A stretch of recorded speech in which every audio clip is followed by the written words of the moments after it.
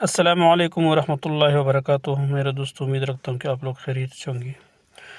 دوستو، آج میں حضرت ابو ہریرہ رضی اللہ تعالیٰ عنہ کی بھوک میں حالت اس کے بارے میں کہنا چاہتا ہوں۔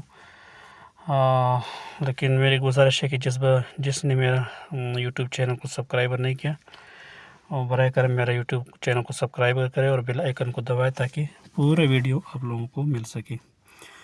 دوستو، لکھتے ہیں کہ حضرت ابو ہریرہ رضی اللہ تعالیٰ عنہ ایک مرتبہ کتان کے کپڑے میں ناک صاف کر کے فرمانے لگے، کیا کہنے ابو ہریرہ کہ آج کتان کے کپڑے میں ناک صاف کرتا ہے، حالانکہ مجھے وہ زمانہ بھی یاد ہے جب حضور اقدس صلی اللہ علیہ وسلم کی منبر اور حجرہ کے درمیان بے ہوش پڑا ہوا ہوتا تھا اور لوگ مجنون سمجھ کر پاؤں سے گردن دباتے تھے۔